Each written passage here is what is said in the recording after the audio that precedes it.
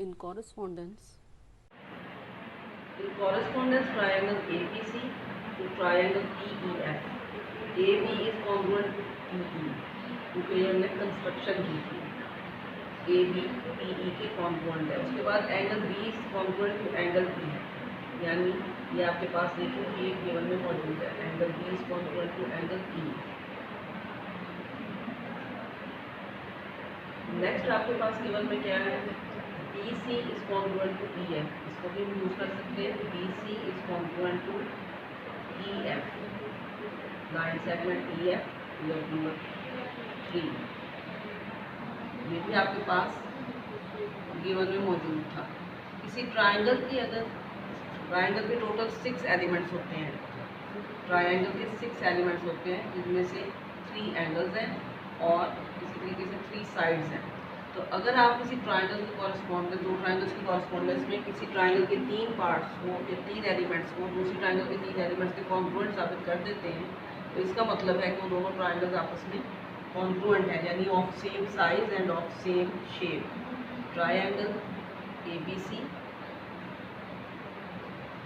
thus triangle ABC is congruent to triangle PEF।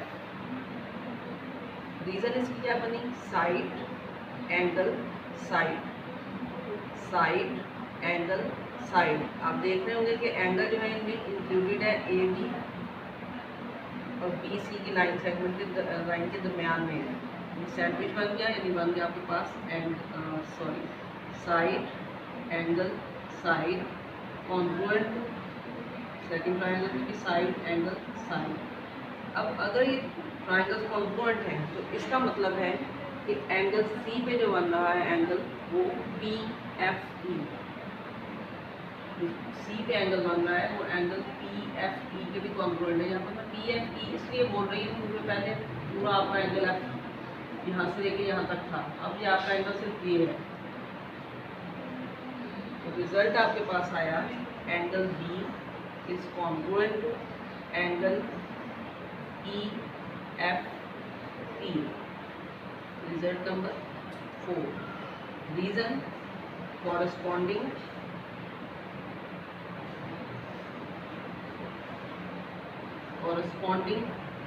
Angles of congruent triangles।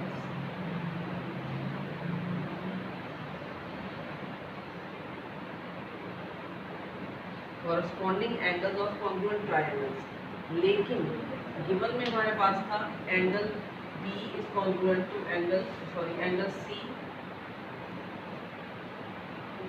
ये मैं गलत लिखी हूँ।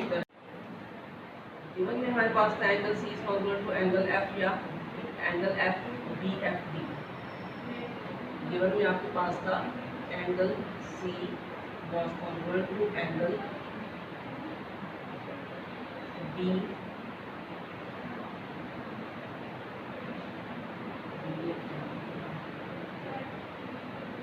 Angle EFD। गिवन में था आपके पास नंबर 5। अब इन दोनों से क्या रिजल्ट निकला, अगर एंगल C एंगल EFP के बराबर है, एंगल C EFD के बराबर था, दोनों के एंगल C जो है या दोनों एंगल जो है वो दोनों एंगल का कॉन्ग्रुएंट टू एंगल C, इसका मतलब है कि ये दोनों एंगल्स आपस में कॉन्ग्रुएंट है। We can say angle EFP is congruent to angle EFD from 4 and 5, possible only when point D and E are the same points, but it is possible only when या if P and D are the same points, now and PE is congruent to DE. AB is congruent to DE. Reason क्या है कि DE PE के congruent है और construction में PE जो है वो AB के कॉन्ग्रुएंट है. Both are congruent to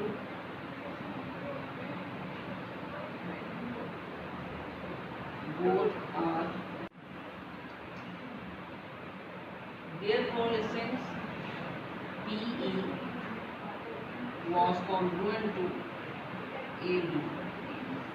reference क्या है इसके बाद? इसका कंस्ट्रक्शन हमने खुद दी थी. कंस्ट्रक्शन के मुताबिक PE AB के कॉन्ग्रुएंट था और यहाँ हम प्रूव कर चुके हैं कि PE DE के कॉन्ग्रुएंट है. इट मीन्स DE और AB दोनों कॉन्ग्रुएंट है. DE ये बात हमने अभी अभी साबित की है कि अगर P और D सेम पॉइंट हैं तो इसका मतलब है कि PE और DE भी triangle ABC is congruent to triangle DEF. अब ये रिज़ल्ट मैं कैसे निकाल रही हूँ? ये रिज़ल्ट इस तरीके से है कि आप नंबर 4 स्टेटमेंट देखें. फ्रॉम